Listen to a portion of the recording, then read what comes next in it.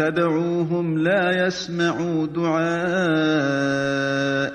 ولو سمعوا ما استجابوا لكم ويوم القيامة يكفرون بشرككم ولا ينبئك مثل خبيर।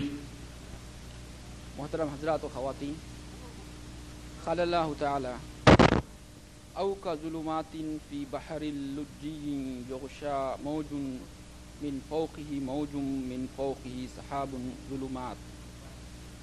ज़ुलुमातुम बाज़ुहा फ़ौक़ बाज़ इज़ा अख़रजा यदहु लम यकद यराहा व मन लम यजअलिल्लाहु लहू नूरन फ़मा लहू मिन नूर।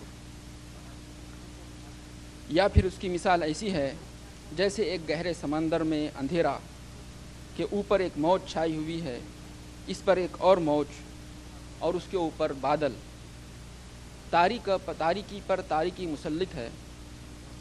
आदमी अपना हाथ निकाले तो इसे भी ना देख पाए, जिसे अल्लाह नूर न बख्शे उसके लिए फिर कोई नूर नहीं। सूरह नूर आयत नंबर 40।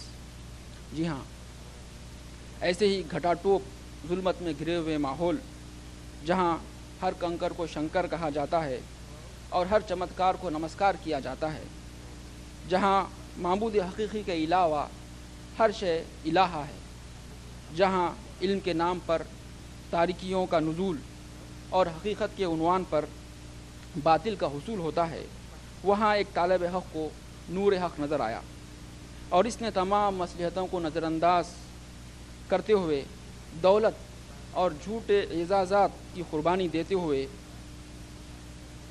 बनारस की बिरला मंदिर का पुरोहित आज़म का मनसब त्याग देकर इस्लाम को कबूल किया। बेशक फ़मन युरिदिल्लाहु अन यहदियहु यशरह सदरहु लिल इस्लाम, बस हकीकत यह है कि जिसे अल्लाह हिदायत बख्शने का इरादा करता है उसका सीना इस्लाम के लिए खोल देता है।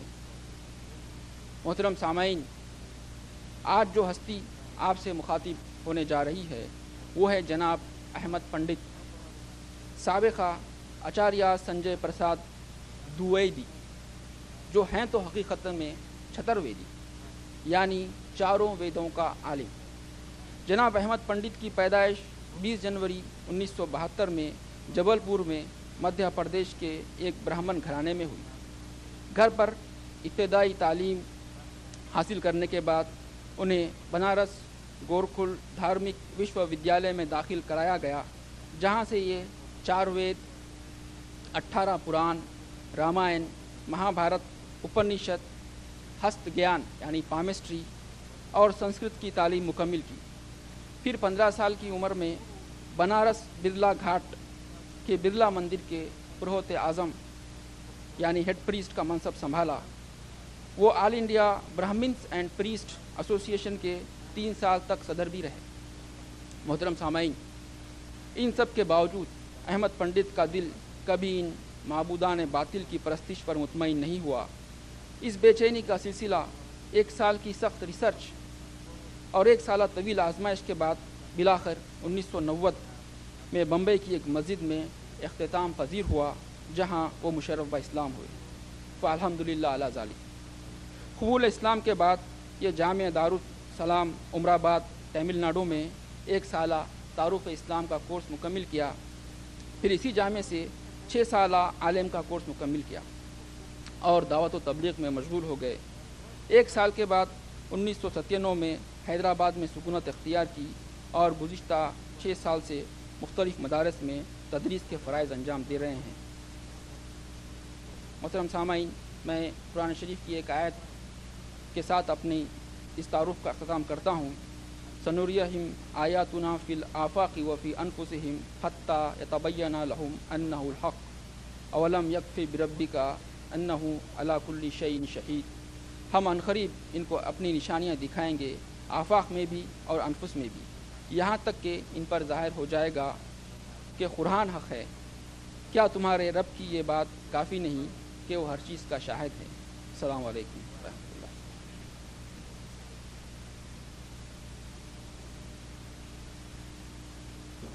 भाइयों और बहनों, ये वाकई हमारे लिए बात से फ़ख्र है। मैं अब दावत देता हूँ भाई अहमद को, वो आकर आपको अपना लेक्चर दें। इसका टॉपिक है इस्लाम इन हिंदू स्क्रिप्चर्स, यानी इस्लाम हिंदू मजहबी मुक़द्दस किताबों में।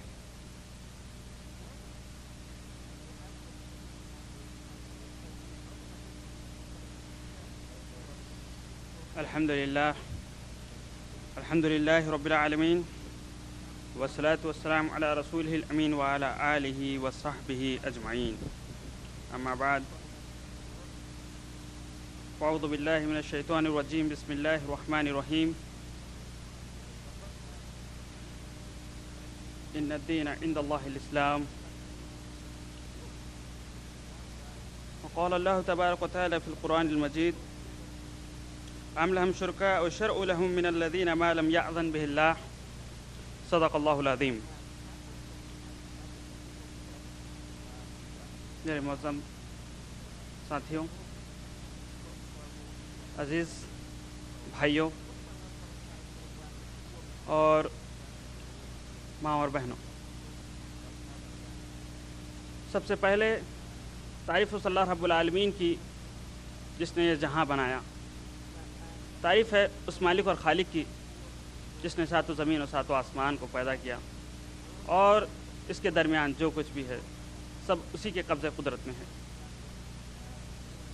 और तारीफ़ उस अल्लाह रब्बुल आलमीन की जो लोगों को अंधेरे से उजाले की तरफ ले आता है।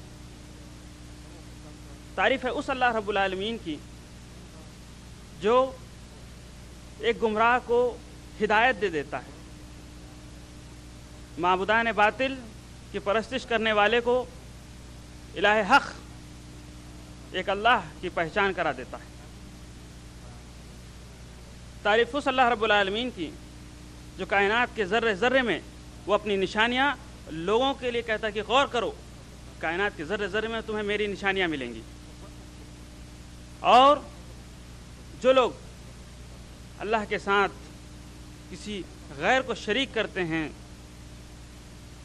उन्हें वक्तन फ़वक्तन वईदें देता है, डराता है और फिर उन्हें अपनी तरफ मरगूब करता है। दुरूद सलाम नाजिल हो महबत वही किश्वर रिसालत माब सल्लल्लाहु अलैहि वसल्लम पर, जिन्होंने अल्लाह रब्बुल आलमीन की उस सुन्नत को का इख्तिताम किया जो सुन्नत शुरू से रही हज़रत आदम अलैहिस्सलाम से। कि अल्लाह की सुन्नत ये रही कि जब तक इस दुनिया में जब जब लोग गुमराही के दहाने पर आगे बढ़े हैं और अपने मालिक हकीकी से भूल चुके हैं या गुमराह हो चुके हैं या उस सिरात मुस्तकीम से हट चुके थे, तो अल्लाह रब्बुल आलमीन उनकी हिदायत के लिए वक्तन फ़वक्तन अंबिया इकराम को मबूस करता गया। और उसी का सिलसिला आखिरी जनाब मोहम्मद अरबी सल्लल्लाहु अलैहि वसल्लम की बासत मुबारक। आपकी बासत एक ऐसे वक्त हुई जबकि दुनिया के अंदर सिर्फ लोग अल्लाह तो कहते थे लेकिन अल्लाह को लोग पहचानते नहीं थे। अल्लाह के रूप में लात उज़्ज़ा मनात इनकी परस्तिश किया करते थे। हम ये देखते हैं कि क्या वो दौर आज भी है, जबकि इस्लाम को आए हुए 1400 कुछ कम 23-30 साल के करीब हो चुका है। क्या आज के दौर में और उस दौर में कुछ फ़र्क है? तो जी हाँ, फ़र्क है, क्योंकि दुनिया के अंदर कुछ ऐसे हिस्सों में अल्लाह के बंदे हैं जो अपने मालिक को हकीकतन तौर पे पहचानते हैं, जिसे हम मुसलमान कहते हैं। और एक बहुत बड़ा तबका है जो अभी भी अपने मालिक हकीकी से बहुत दूर है। और दुनिया के कई हिस्सों में से एक हिस्सा है हिंदुस्तान का, और उस हिंदुस्तान के अंदर उस मुल्क में कई मज़ाहिब पाए जाते हैं। बहुत सारे मज़हबों का जमा है वहाँ पर, एक मुरक्कबा है जहाँ पर आपको हिंदू, बौद्ध, जैन, आर्याई, सिख, ईसाई और ब्राह्मण, क्षत्रिय, वैश्य, शूद्र, ये हिंदू धर्म की अलग अलग शाखें और बहुत सारे मज़हब मिलेंगे। कई ज़बानों के जानने वाले लोग वहाँ पर मिलेंगे, लेकिन उनमें सबसे ज़्यादा बड़ी तादाद है हिंदू भाइयों की। और वो हिंदू भाइयों की तादाद ऐसी है और उनके माबूद ऐसे हैं कि सबसे पहली बात को हिंदू धर्म का डेफिनेशन और उसकी तशरीह करने के लिए मुझे अल्फाज नहीं मिल रहे हैं कि मैं कहाँ से शुरू करूँ हिंदू धर्म को। ये एक ऐसा मज़हब है कि जहाँ से कहाँ से शुरुआत की जाए, कहाँ पर इसका इख्तिताम हो, ये बात अभी तक तय नहीं हो पाई है। हर मज़हब की, हर धर्म की एक तारीख़ मिलती है कि ये मज़हब कब पैदा हुआ, कब से ये शुरू हुआ, इस दुनिया के अंदर कब ये वजूद में आया। लेकिन एक ये धर्म है हिंदू धर्म जिसकी दुनिया के अंदर वजूद में आने की कोई तारीख़ नहीं मिलती, सही कोई तारीख़ नहीं है। और इस धर्म के कौन पैगंबर हैं, कौन इस धर्म को आगे, इस धर्म का प्रचार किया, आज तक ये भी कोई तय नहीं हो पाया। इस धर्म की मुक़द्दस कितनी किताबें हैं? यूँ तो लोग कहेंगे कि 4 किताबें हैं, ऋग्वेद, यजुर्वेद, सामवेद, अथर्ववेद। लेकिन इसके अलावा और भी कई ऐसी 100 किताबें हैं जो इस धर्म का एक जुज़ हैं। उनका राइटर कौन है, उनका लेखक कौन है, किसने इस किताबों को लिखा है और इसका चलन मज़हब का एक हिस्सा कैसे बन गया। जैसा कि मेरा टॉपिक है इस्लाम हिंदू धर्म की मुक़द्दस किताबों में, मैं ज़्यादा वक्त न लेते हुए अपने असल मौजू की तरफ आऊँगा और मैं ज़्यादातर ये कोशिश करूँगा कि मैं ज़्यादा तफसील नहीं बताऊँगा, सिर्फ क्योंकि वक्त मेरे पास बहुत कम है, सिर्फ श्लोकों के अंदर ही आपको सारी तफसीलात मालूम हो जाएगी इंशाअल्लाह ताला। मैं हिंदू धर्म की मुक़द्दस किताबों से तौहीद और अल्लाह के रसूल सल्लल्लाहु अलैहि वसल्लम की आमद और इसके आगे मज़ीद बहुत सी बातें का वजाहत करने के लिए कोशिश करूँगा इंशाअल्लाह ताला। सबसे पहले हिंदू धर्म की जो किताबें हैं, ऋग्वेद, यजुर्वेद, सामवेद, अथर्ववेद, ये किताबें सबसे अहम मुकाम रखती हैं। और इसके बाद रामायण, महाभारत, श्रीमद् भगवत गीता जिसे कहते हैं, ये 2 किताबें फिर उसके बाद मज़हब के अंदर एक अहम मुकाम रखती हैं। उसके बाद हर भगवान की ज़िंदगी के बारे में एक किताब लिखी गई जिसे कहते हैं पुराण। 18 पुराण हैं और उपनिषद है। उसका एक हिस्सा है भविष्य पुराण, आने वाले जन्म के बारे, आने वाले युग के बारे में, फ्यूचर के बारे में, उसके अंदर बहुत कुछ लिखा हुआ है। तो भविष्य पुराण ये वेदों का एक बहुत बड़ा हिस्सा है। भविष्य के बारे में जो कुछ भी कहा गया है वेदों के अंदर, ये पूरा का पूरा भविष्य पुराण में जमा कर दिया गया है। महर्षि वेदव्यास ने जब वेदास लिखे तो उस वक्त लिखने के वक्त जो हालात थे वो तमाम के तमाम डिटेल्स मैं इससे पहले दे चुका हूँ। लेकिन आज मैं सिर्फ वो बातें आपके सामने रखने जा रहा हूँ जो उनकी इबादत से ताल्लुक़ रखती है। वो किस माबूद को मानते हैं, किस तरह से ये माबूद को माना जाता है, क्या इन चीज़ों का हुक्म उनकी किताबें में है या नहीं। सबसे पहले जिस तरह से हम लोग कलमा पढ़ते हैं बहैसियत मुसलमान, ला इलाहा इल्लल्लाह मुहम्मद रसूलुल्लाह, हम ये इकरार करते हैं कि इस दुनिया का मालिक और खालिक, हाकिम, सुल्तान, मालिक कोई नहीं है सिवाय अल्लाह के, और वही इस कायनात का खालिक है, उसके सिवा कोई नहीं है। और वही इलाह है जिसकी हम इबादत करते हैं। इबादत के लायक अगर कोई है तो वह सिर्फ अल्लाह है, उसके सिवा कोई नहीं। हिंदू धर्म में भी इसका इकरार किया जाता है। कैसे? एके ब्रह्मम द्वम नास्ति ही नास्ति ही किंचम नास्ति ही व आस्ति ही नास्ति ही नास्ति ही नास्ति। ऋग्वेद के अंदर सबसे पहले महर्षि वेदव्यास ने यह श्लोक लिखा कि एक ही ईश्वर है जिसकी इबादत और जिसकी परस्तिश की जाए, जो इलाह है, मालिक है, सुल्तान है, हाकिम है, और उसके सिवा कोई पूजा पाठ के लायक नहीं है, और नहीं है, नहीं है, नहीं है, बल्कि कभी नहीं है। चलिए, ये इकरार वेदों से आता है, ये हो गया कलमा। अब आगे आते हैं, ये इकरार करने के बाद वो इस इकरार से किस तरह से आगे हट जाते हैं।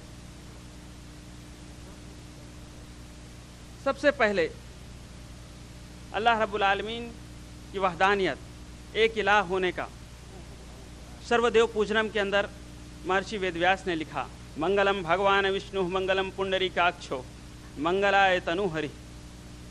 मंगलम भगवान विष्णु मंगलम पुंडरी मंगलाय तनुहरि मंगलम, कि मंगलम भगवान विष्णु, ए वह ईश्वर जो सारे संसार को बनाया। विश्व धन इष्णु, विश्व यानी संसार, इष्णु यानी इस संसार का पैदा करने वाला, अपने अंदर अर्जित करने वाला वह विष्णु, और इस विश्व की रक्षा करने वाला वह एक महान ईश्वर है जो मंगल है, यानी कि जिसे कहते हैं हम सुभान, पाक है वो ज़ात। मंगल, मंगलम भगवान विष्णु मंगलम गरुड़ध्वजा, और वही ईश्वर है जो इंसानों के लिए एक ज्ञानी को, एक महर्षि को उनके लिए भेज देता है कि वो उन्हें ज्ञान दे। मंगलम गरुड़ध्वजा मंगलम पुंडरीकाक्षो मंगलाय तनुहरि, और वह पाक ज़ात बड़ी ही मंगल है। मंगल कहते हैं पाक को, सुहावने को, खूबसूरत को कहते हैं, तो वह ईश्वर की एक सिफात है, अल्लाह की एक सिफात है। मंगलाय तनुहरि, बस वह ईश्वर जो लोगों के लिए हमेशा अच्छा ही सोचता है। उसके बाद सूरह फातिहा, कुरान के अंदर जब हम कुरान खोलते हैं तो सबसे पहली सूरत है सूरतुल फातिहा, यानी कुरान को खोलने वाली सूरत। क्या हिंदू धर्म में सूरह फातिहा है? वहाँ भी एक सूरह फातिहा, लेकिन उसका नाम है गायत्री मंत्र। गायत्री का मतलब क्या होता, पहले ये बता दूं, उसके बाद सूरह फातिहा बता दूं। गायत्री, गायत्री के मतलब होते हैं अपने ईश्वर की प्रशंसा करने वाला और अपने ईश्वर की भक्ति करने वाला मंत्र, इसे कहते हैं गायत्री, जिसे तोड़ करके गायत्री बना दिया गया, हिंदी में गायत्री, लेकिन संस्कृत में गायधन आयत्री। अब वो गायत्री मंत्र आपके सामने मैं पढ़ रहा हूँ, यह है सूरह फातिहा। ओम भूर्भुवः स्वः तत्सवितुर्वरेण्यं भर्गो देवस्य धीमहि धियो यो नः प्रचोदयात्। ये गायत्री मंत्र है। ओम भूर्भुवः, हे ब्रह्मांड की रचना करने वाले सर्वश्रेष्ठ ईश्वर, तू मेरा सही मार्गदर्शन कर, ऐसा मार्गदर्शन कर कि मैं स्वर्ग की ओर आ जाऊं, और घमंड, कपट, छल, इन चीजों से मुझे तू दूर रख, परे रख। हे ईश्वर, मैं तेरी प्रार्थना और तेरी अर्चना, तेरा आचरण करता हूं। यह है सूरह फातिहा। इहदिना सिरातल मुस्तकीम सिरातल लज़ीना अनअमता अलैहिम गैरिल मग़ज़ूबि अलैहिम वलज़्ज़ालिन। कि अल्लाह, हम तेरी ही इबादत करते हैं और तुझी से मदद मांगते हैं, तो हमें सही रास्ता दिखाए, सिरात मुस्तकीम, इहदिना सिरातल मुस्तकीम, सीधा रास्ता दिखाए। सिरातल लज़ीना अनअमता अलैहिम, उन लोगों का रास्ता मत बता जो गुमराह हो गए, जलालत इख्तियार की जिन्होंने। तो यह है सूरह फातिहा। गैरिल मग़ज़ूबि अलैहिम वलज़्ज़ालिन, उन लोगों का रास्ता मत बता जिन पर तूने अपना गज़ब नाजिल किया, उनसे महफूज फरमा। यह है हिंदू धर्म की सूरह फातिहा, और यह है कुरान की सूरह फातिहा। आइए और आगे बढ़ते हैं। शांताकारं भुजगशयनं पद्मनाभं सुरेशं विश्वाधारं गगनसदृशं मेघवर्णं शुभांगं। शांताकारम, ऐ ईश्वर, तूने इस ब्रह्मांड की रचना की बड़ा ही शांत स्वभाव का है तू। यानी अल्लाह ऐसा मालिक है कि अगर उसका बंदा कोई गुनाह करता है तो उसे फौरी अजाब नहीं देता, उसे फौरी सज़ा नहीं देता, उसके लिए स्टेज रखता है, मोहयत देता है, मोहलत देता है कि गुनाह करने के बाद कभी तो भी अपने तौबा उसे अपने गुनाह का एहसास और वो तौबा कर ले। शांताकारम भुजग सैनम, है ईश्वर तू बड़ा ही शीतलता है, शालीन स्वभाव का है। पद्मनाभम सुरेशम, है ईश्वर तू बड़े ही स्वर्ग के ऊपर बड़े आसमान में तेरा विराजमान है। विश्वाधारम गगन सदृशम, तूने ब्रह्मांड को बनाया और एक जबरदस्त गगन यानी कि आसमान बनाया। गगन सदृशम, बगैर खंबे का तूने आसमान बनाया। मेघवर्णम शुभांगम, और तू ही है जिस मेघ ये आसमान से पानी गिराता है।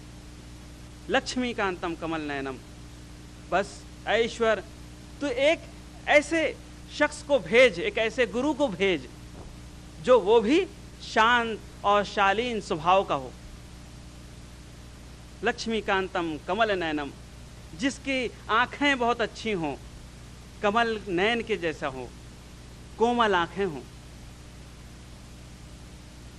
शांताकारम भुजगशयनम पद्मनाभम सुरेशम विश्वाधारम गगन छद्दशम मेघवर्णम शुभांगम लक्ष्मीकांतम कमल नयनम योग विद्यानगम्यम, है ईश्वर ऐसे आचार्य और ऐसे गुरु, ऐसे महर्षि को भेज जो लोगों को सही आचरण करे, लोगों का सही मार्गदर्शन करे, लोगों को सही रास्ते पर ले आए।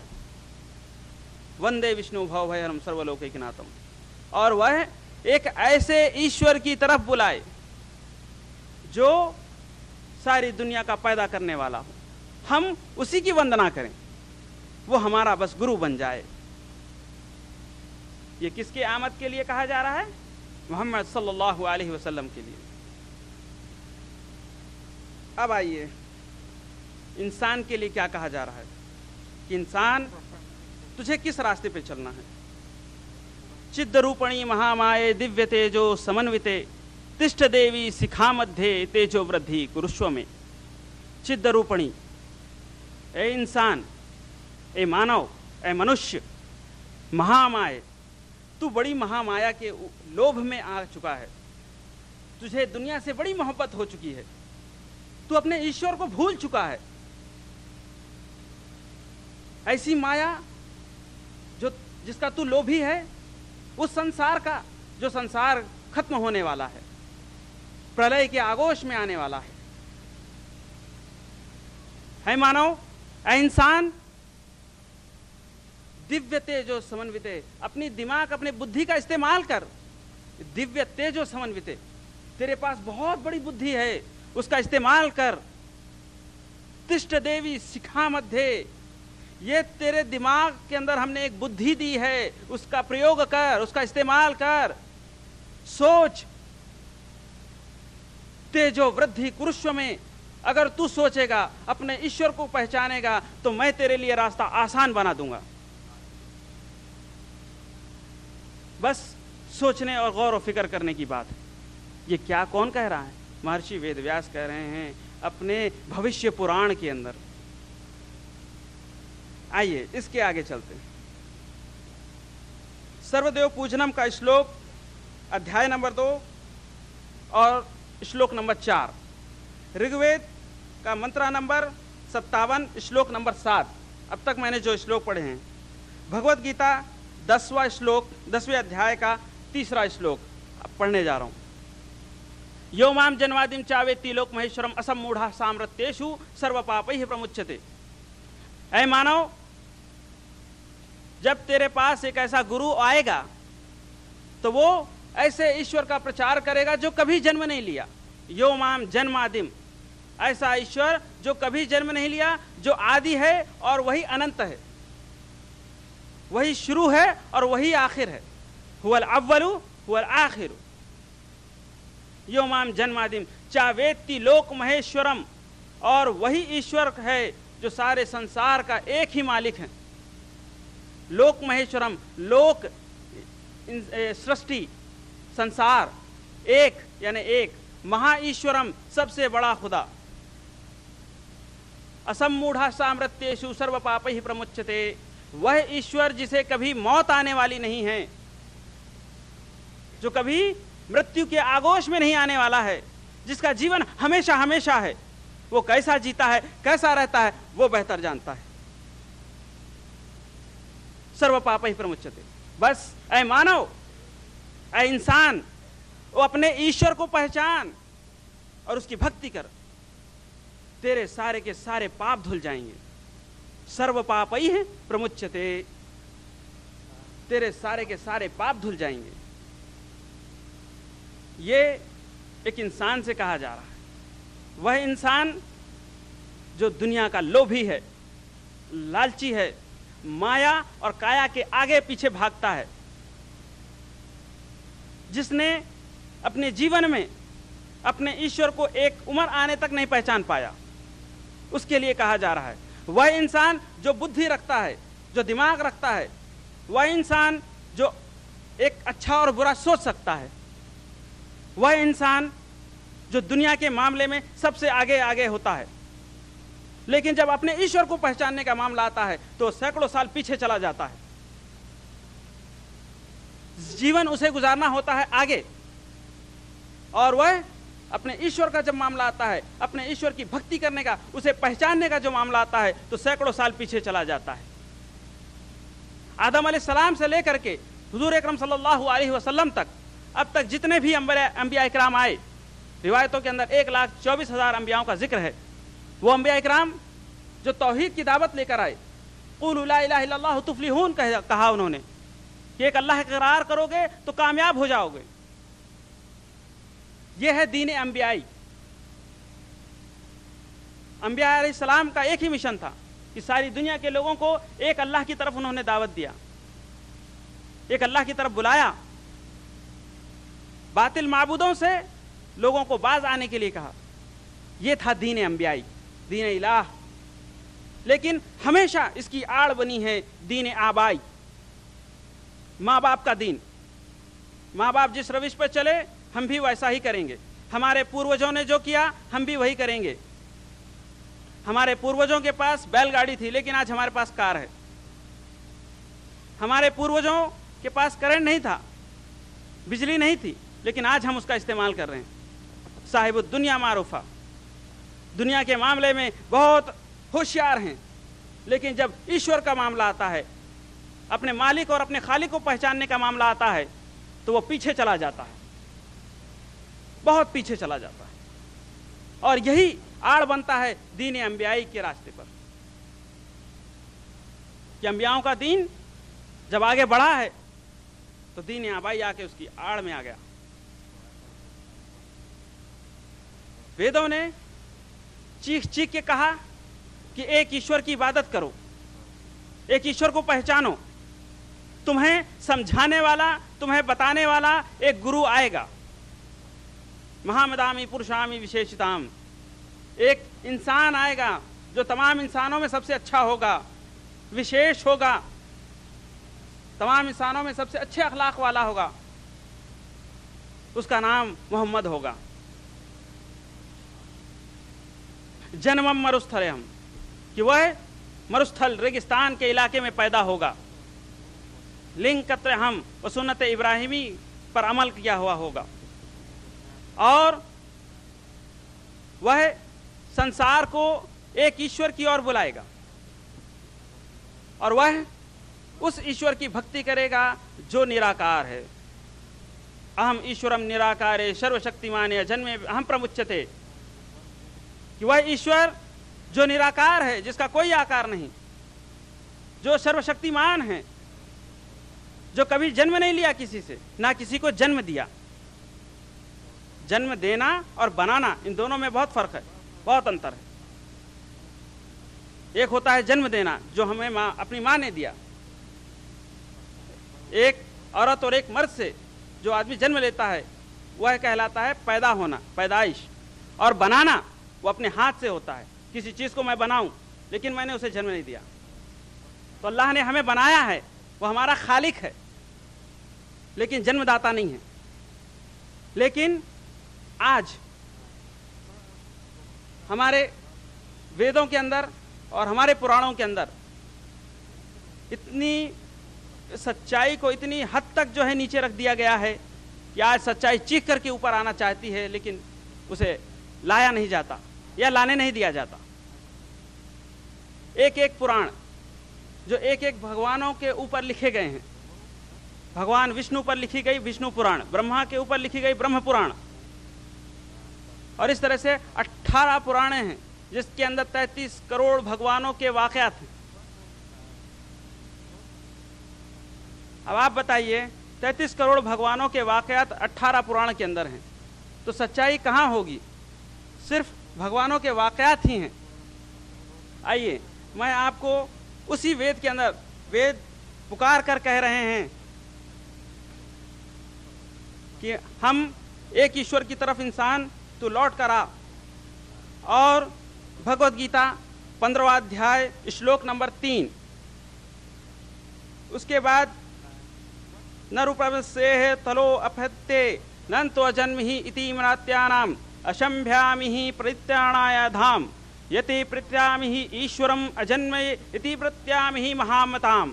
ऐ इंसानों, अपने ईश्वर को अच्छी तरह से पहचानो, क्योंकि ईश्वर तुम्हारा पैदा करने वाला है। उसी ईश्वर ने तुम्हें हवा दिया यानी कि वायु, और अग्नि दिया, धरती दिया, आसमां दिया, जल दिया। तुम अपने ईश्वर को पहचानो जिस ईश्वर ने तुम्हें इतनी बड़ी बड़ी नेमतें दी हैं। ऐ इंसान, तू अपने ईश्वर को अगर नहीं पहचानेगा बहुत बड़ी गुमराही में होगा।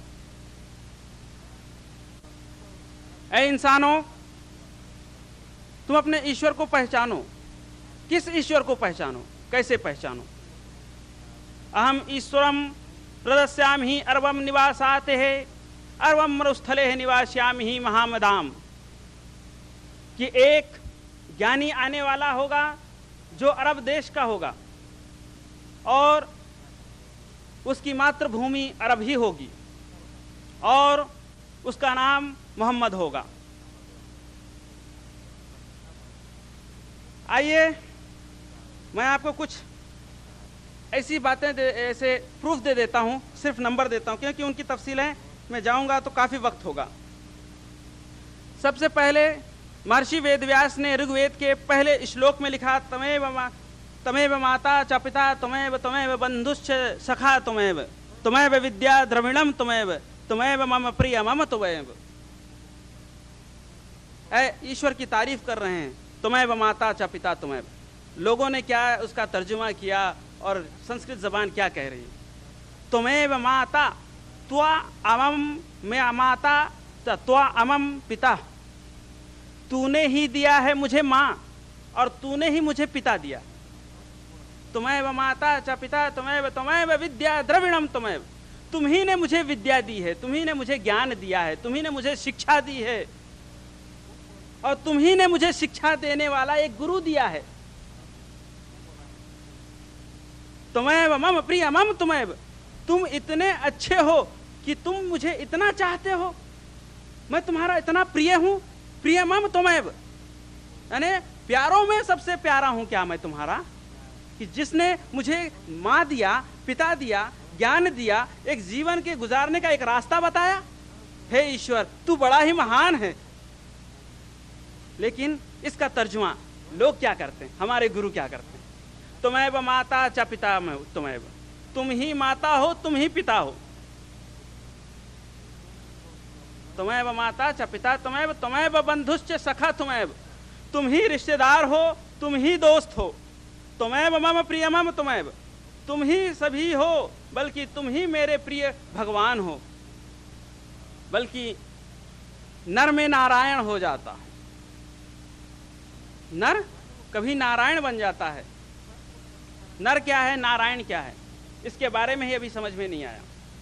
नर न अह धर आरर के मायने होते हैं वह हस्ती जो खाती है, जो पीती है, जो पहनती है, जिसे अच्छे और बुरे का ज्ञान होता है, उसे कहते हैं नर। जो ज्ञानवान होता है, जिसके पास बुद्धि होती है, जिसके पास दिमाग होता है, सोचने और समझने की सलाहियत होती है, अच्छे और बुरे में तमीज करने का शऊर होता है, वह होता है नर। अब नारायण किसे कहते हैं? नर धन परायण नारायण। नर वह और नारायण वह जो अपने ईश्वर की भक्ति करने की सलाहियत रखने के साथ साथ उस आदमी को उस रास्ते पर ले जाता है जो अपने ईश्वर को पहचाने, यानी गुरु कहलाता है। नारायण गुरु होता है, ईश्वर नहीं होता। नारायण वह होता है जो मार्गदर्शन करता है, आचार्य होता है, गुरु होता है, शिक्षक होता है, टीचर होता है, मौल्लिम होता है, उस्ताद होता है, उसे कहते हैं नारायण। पर नर में नारायण है, जी हाँ बिल्कुल, इंसान ही तो शिक्षा टीचर होता है।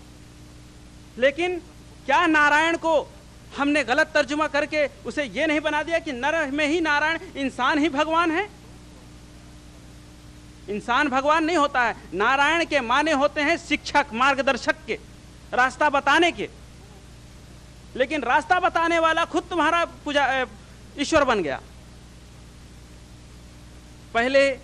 सबसे पहले अपनी किताबों के अंदर जो लिखा हुआ है उसकी जबान को समझने की जरूरत है, क्योंकि हमारे आचार्यों ने, हमारे गुरुओं ने इतनी बड़ी सच्चाई को छुपा करके इतने अंधेरे में फेंक दिया है कि आज वो सच्चाई चीख चीख के ऊपर आना चाहती है, लेकिन उसे आने नहीं दिया जा रहा। सबसे पहले आप कुछ प्रूफ्स लिख लें, कुछ वेदों के मैं नाम देता हूं, उनके अध्याय वो लिख लें, और उसके बाद आप खुद पढ़ेंगे तो आपको मालूम होगा कि तौहीद के बारे में वेद क्या कहते हैं। भगवत गीता अध्याय नंबर 15 मंत्र नंबर 15, ऋग्वेद अध्याय नंबर 15 मंत्र नंबर 7, सामवेद अध्याय नंबर 18 श्लोका नंबर 53। इसके अंदर आप से पूरे तौहीद के बारे को मालूम होगा कि वेद एक ईश्वर के बारे में क्या कहते हैं, किस हद तक चीख चीख कर पुकार पुकार कर कहते हैं एक ईश्वर की तरफ आओ, ईश्वर निराकार है, अजन्मा है, सर्वशक्तिमान है। उस ईश्वर की भक्ति करने के लिए अहंकारम बले निर्मम तदस्याम हिति वित्याम, ऐसे ईश्वर को पहचानने के लिए सबसे पहले अहंकार को दूर दो, घमंड। क्यों? क्योंकि ईश्वर एक अल्लाह को जब तुम पहचानने की कोशिश करोगे तो तुम्हारे अंदर एक वसवसे आएंगे, ख्यालात आएंगे, ऐसे ख्यालात जिसे राक्षसी ख्यालात लोग कहते हैं, शैतानी ख्यालात, कि शैतान आता है भटका देता है। अहंकारम बले दर्पम, तुम सबसे पहले अपने अंदर से अहंकार को दूर फेंक दो। बल यानी कि ताकत, उसका प्रयोग ना करो। द्रपम यानी दीप, रोशनी को तलाश करो। काम क्रोधम विद्या अहम, और तुम इच्छा और ख्वाहिशात के पीछे मत दौड़ो, और तुम ऐसी चीज को तलाश करने के लिए जा रहे हो जो तुम्हारे जीवन को सफल कर देगी। तो ऐसे राह पे जब तुम चलो तो इन चीजों का त्याग कर दो। काम क्रोध मत लोभ, तुम ख्वाहिशात के पीछे मत भागो, तुम अपने अहंकार को फेंक दो, दूर हटा दो, अपने अंदर अहंकार जो भी है निकाल के बाहर करो, और तुम अपने अंदर शालीन और शीतलता यानी कि अच्छे आचरण, अच्छे स्वभाव तुम पैदा करो।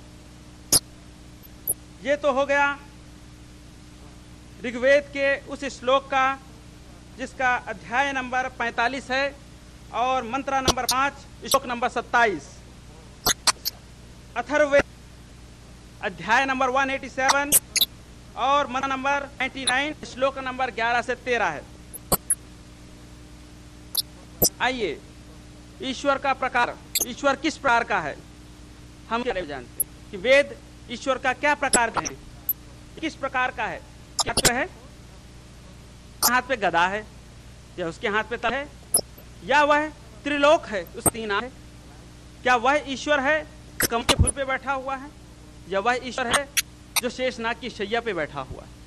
आइए हम देखते हैं वेदों के रोशनी में।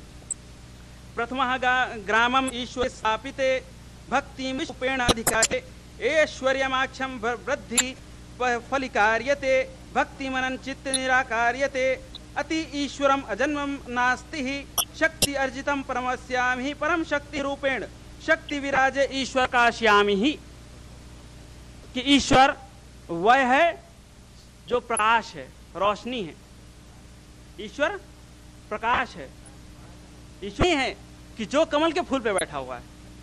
ईश्वर वह है जो लोगों को प्रकाश देता है और वह खुद भी प्रकाश है। ईश्वर वह है जिसने धरती को बनाया इंसानों के लिए। ईश्वर वह है जिसने आसमान को बनाया मानव के लिए। वह ईश्वर जो तुम्हें शीतल पानी देता है जमीन के अंदर से, जिसे तुम पैदा नहीं कर सकते, तुम बना नहीं सकते। वह ईश्वर है जिसने तुम्हारी छाया के लिए, तुम्हारे छांव के लिए वृक्ष पैदा किए। वह ईश्वर है जिससे तुम शीतल ठंडी छांव लेते हो। वह ईश्वर ने बनाया है तुम्हारे लिए। वह ईश्वर जो सूर्य को बनाया है, वह ईश्वर जो इसने चंद्र को बनाया है, चांद को बनाया है। सूर्य देव सहस्त्रांशो तेजुरा से जगतपते अनुकंपाय माम भक्त्या ग्रहणार्धय दिवाकर।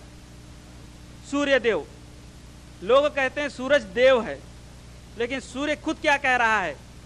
ये सूरज के बारे में महर्षि वेदव्यास के अपने ख्याल हैं। उन्होंने एक श्लोक लिखा जिसे कहते हैं सूर्य देव ग्रामम, सूर्य देव परिस्थानायाम। यह अध्याय का नाम है जिसमें सिर्फ सूरज के बारे में लिखा है कि सूरज से इंसान को क्या क्या फायदा है और सूरज असल है क्या चीज, और सूरज ये क्या चीज है, किसने बनाया है इसे और इसकी ताकत कैसी है। बहुत लंबा चौड़ा है, लेकिन मैं सिर्फ एक श्लोक पढ़ के सुना रहा हूं। सूर्य देव सहस्त्रांशो तेजुरासे जगतपते। सूर्य वह है जिसे ईश्वर ने बनाया, बड़ा ही तेजस्वी है, बड़ा ही प्रकाशमय है। तेजुरा से जगतपते, जो सारे संसार को, सारे जगत को रोशन कर देता है, प्रकाश देता है। अनुकंपाय माम भक्त्या ग्रहणार्धय दिवाकर। ग्रहणार्धय दिवाकर, दिवाकर कहते हैं ऐसे ईश्वर को जो ईश्वर कभी दिखाई नहीं देता। ग्रहणार्ध भक्तया नाम। पहले चीज ये देखें कि अल्फाज पर गौर करें। फिर से एक बार पढ़ता हूं। सूर्य देव सहस्त्रांशो तेजुरा से जगतपते अनुकंपाय माम भक्त्या। सूरज यहां पर भक्ति कर रहा है। सूरज अपने ईश्वर की भक्ति कर रहा है। कैसे ईश्वर की भक्ति कर रहा है? ग्रहणार्धय दिवाकर, जो ईश्वर दिखाई नहीं दे रहा है। सूरज भक्ति कर रहा है ऐसे ईश्वर की जो दिखाई नहीं दे रहा है, और वह ईश्वर सारे संसार को रोशन कर रहा है। अब आप बताइए, सूरज एक ईश्वर की भक्ति कर रहा है और इंसान सूरज की भक्ति कर रहे हैं। यानी हम अपनी पुस्तकें, अपने धर्म ग्रंथों को हमने कितना पीछे छोड़ दिया है। यह फैसला मुझे नहीं, आपको करना है। आप सोचें कि आज हमारी धर्म ग्रंथें क्या कह रही हैं। हमारे लिए एक गुरु आया है। गुरु कौन है? गुरुर ब्रह्मा गुरुर विष्णु गुरुरैव महेश्वरा गुरुरैव साक्षात पार ब्रह्म तस्मै श्री गुरुवै नमः। गुरु वह है जिसने हमें एक ईश्वर को पहचानने के लिए मार्गदर्शन बना। गुरु वह है जिसने हमें, दुनिया को किसने पैदा किया, उससे हमें उसका ताल्लुक, उसको समझाया उसने हमें। गुरु विष्णु, गुरु वह है जो इस दुनिया की, संसार की जो हिफाजत कर रहा है, उसके बारे में बताया। गुरुरैव महेश्वरा, गुरु ही है जिसने ऐसे ईश्वर का ज्ञान दिया जो इस संसार को विध्वंस करेगा, प्रलय ले आएगा, भूकंप ले आता है, इस संसार के अंदर त्राही मचा देता है, यानी बर्बादी, इनकलाब ले आता है, नाश कर देता है, विनाश ले आता है। वो गुरु ही है जिसने इस ईश्वर के बारे में हमें बताया। गुरुरैव साक्षात पार ब्रह्म तस्मै श्री गुरुवै नमः। और गुरु ही है जिसने हमें यह ज्ञान दिया कि हम अपने एक ईश्वर को पहचाने। गुरु ने एक ईश्वर का ज्ञान दिया है, लेकिन इसका इस तर्जुमा या इसका ट्रांसलेशन, इसका अनुवाद क्या होता है? गुरु ही ब्रह्मा है, गुरु ही विष्णु है, गुरु ही महेश है, गुरु ही साक्षात ब्रह्मा है और गुरु ही सबसे बड़ा भगवान है। अब आप बताएं, गुरु जो इंसान होता है, जो सारे इंसान को एक रास्ता बताता है, वो सबसे बड़ा भगवान कैसे हो गया? आइए थोड़ा सा अब यहां से हम आगे बढ़ते हैं, जहां पर सिर्फ अब वेदास मोहम्मद सल्लल्लाहु अलैहि वसल्लम के बारे में क्या कहते हैं। सबसे पहले आज तक हमने सिर्फ 4 या 5 नाम आप लोगों को बताए, लेकिन आज हम आपको ऐसे 10 से भी ज्यादा नाम बताते हैं जो वेदों के अंदर मोहम्मद सल्लल्लाहु अलैहि वसल्लम का नाम है। एक है महामद, एक है महामदाम, महामदामी, और एक है अहमद, अहमदाम, अहम्यामी, नराशंस, शुक्षव, सर्व अन्ना, अहमेत, अहमदिही, अंतिम अवतारम, जगतपति, समुद्र दूतम, अरबम प्रत्याति, यानी अरब की ओर आने वाला, व्रतधारी, रोजा रखने वाला। तकरीबन ऐसे 15 नाम हैं जो वेदों के अंदर आए हैं। आइए हम उन नामों के श्लोक पढ़ेंगे। संग्राम पुराण ये ऋग्वेद का एक हिस्सा है और इस संग्राम पुराण के अंदर लिखा हुआ है मोहम्मद सल्लल्लाहु अलैहि वसल्लम की आमद की पूरी निशानियां इस संग्राम पुराण के अंदर है।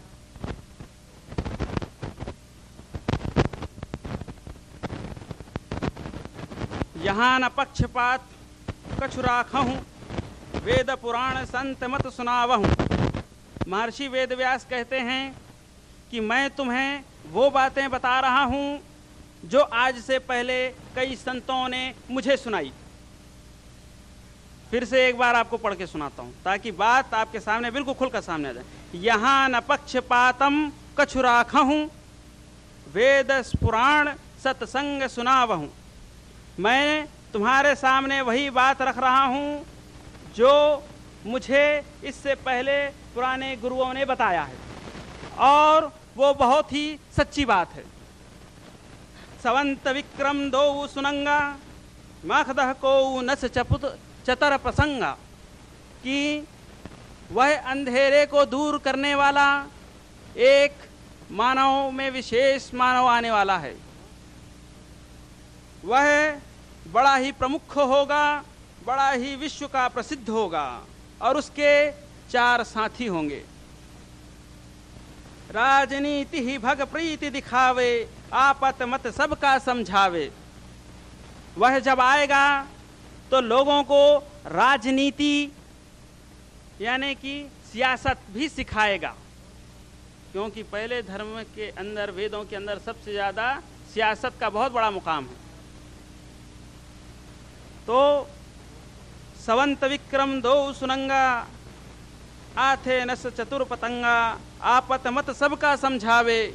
वह ईश्वर का, एक ईश्वर का वह मत लेकर आएगा। मत कहते हैं मजहब को, धर्म को। तो वह एक ईश्वर का धर्म ले आएगा और वह एक ईश्वर का धर्म लोगों को समझाएगा और वह लोगों के समक्ष राजनैतिक की बातें बताएगा जो सियासत से ताल्लुक रखेंगी। सुरन चतुर सुदर सचचारी, तिनको वंश वयो अति भारी। वह ऐसे बड़े खानदान में पैदा होंगे जिनका खानदान बहुत ही मशहूर होगा, बड़ा इज्जत वाला होगा और वह सभी को अंधकार से रोशनी की ओर ले आएंगे। वह सारे संसार के अंदर का अंधकार दूर करेंगे और जिनके 4 साथी होंगे। तब तक सुंदर मद की मोया, बिना महामद पारन होया। हर सुंदर निर्माण का ध्येय, तुलसी वचन सत्य सच होई। ये तुलसीदास के दोहे हैं कि महर्षि वेदव्यास के श्लोकों को तुलसीदास ने चौपाइयों में लिखा है। और वह महामद होगा जो लोगों को गुरु बनकर आएगा, जो सारे संसार का, सारी दुनिया का गुरु बनकर आएगा। उसका नाम महामद होगा। वह रेगिस्तान के एक छोटे से जगह पर वो आएगा और वह चारों ओर घूमेगा, धरती पर फिरेगा, जहाँ जहाँ लोग अंधकार में डूबे हुए होंगे लोगों को अंधकार से रोशनी की तरफ ले आएगा। वह कौन है? आइए आगे देखें। देश अरब में भरकत सुहाई, सोथल भूमिगत सुनो सकराई। वह अरब देश के अंदर पैदा होने वाला एक सबसे बड़ा महान ज्ञानी होगा और वह लोगों को खरी खोटी सच्ची बात बताएगा एक ईश्वर के बारे में। यानी जहां कहीं भी ईश्वर का मामला आएगा वह कोई झूठ नहीं बोलेगा, बल्कि सीधा और सख्त सुनाएगा कि देखो ये ईश्वर की तरफ आओ, जिन मूर्तियों की तुम परस्तिश कर रहे हो, जिसकी तुम पूजा कर रहे हो, जिन भगवानों की को तुम अपना भगवान मानते हो, झाड़ को, वृक्ष को, पहाड़ को, नदी को, ये तमाम के तमाम भगवान नहीं हैं, ये तमाम के तमाम ईश्वर नहीं हैं, बल्कि वह ईश्वर है जो निराकार है। उस ईश्वर की तरफ वो बुलाएगा। शुद्रम देश समत सोई, महर्षि गुण विराण प्रदस्यम सुख सोई, कि वह ज्ञानी होगा जो लोगों के समक्ष उसे ईश्वर की तरफ से जो ज्ञान आएगा वही ज्ञान लोगों के सामने वो बांटेगा। वह अपने मुख से, अपनी जबान से, अपनी तरफ से कोई ना बोलेगा, बल्कि वो खुद भी एक देवदूत होगा। यानी मोहम्मद सल्लल्लाहु अलैहि वसल्लम अपनी तरफ से कुछ भी नहीं बोलते। वमा यंतिकु अनिल हवा इन हुआ इल्ला वहयुन यूहा, कि वो अपनी तरफ से कुछ भी नहीं बोलते जब तक कि उनके ऊपर वही नहीं आ जाती। वो जो भी कहते हैं वो अल्लाह की तरफ से हुक्म होता है। तो वह महर्षि और ज्ञानी जो अरब में आएगा, जिसका खानदान बहुत बड़ा होगा, वह अपनी तरफ से कुछ भी नहीं बोलेगा, बल्कि वह वही बात कहेगा जो ईश्वरीय देवदूत उसके पास आके कहेगा। आज बहुत से ऐसे 33 करोड़ों में से ऐसे भगवान हैं जिनको हिंदू धर्म के आचार्य देवदूत कहते हैं। वो लोग भगवान मानने के लिए तैयार नहीं हैं। जिसमें स्वामी विद्यानंद सरस्वती जो बनारस यूनिवर्सिटी के उस्ताद रहे हैं, वो हमको पढ़ाते थे और जब कहते थे कि ये धर्म के अंदर 33 करोड़ भगवान हैं, मैं इन भगवानों को नहीं मानता, मैं तो सिर्फ उस भगवान को मानता हूं जो मेरे वेद कहते हैं, क्योंकि मैं पढ़ा रहा हूं वेद, और वेद के अंदर 33 करोड़ में से किसी एक भगवान का नाम नहीं है। हमने सवाल किया, आचार्य जी आप खुद पढ़ाते हैं और आप इस तरह से कहते हैं, फिर ये जो संसार में पूजाएं हो रही हैं, अर्चनाएं हो रही हैं, इतने बड़े बड़े महासभाएं हो रहे हैं, ये क्या हैं? तो कहा लोगों के अपने मन की शांति है। लोग तलाश कर रहे हैं एक ऐसे रास्ते को जहां पर उन्हें तृप्ति मिले, जहां पर उन्हें कुछ सुकून मिले, जहां पर उन्हें कुछ ऐसा मिले कि जिसके सामने वो झुक करके हाथ जोड़ करके बहाल ये कहें कि तू हमारा ईश्वर है। अभी तक वो ईश्वर की तलाश में हैं, क्योंकि वेद एक ऐसे आचार्य के आने की खुशखबरी दे रहा है। तो आज भी इंतजार में हैं कि कोई आएगा, वो हमें एक ईश्वर के बारे में बताएगा, हमारे घर से पैदा होगा। लेकिन कब आएगा? वो तो आके चला गया। मोहम्मद सल्लल्लाहु अलैहि वसल्लम का नाम कई बार आया। वेदों के अंदर 60 ऐसे श्लोक हैं जो मैंने अभी आपके सामने 15 नाम लिए।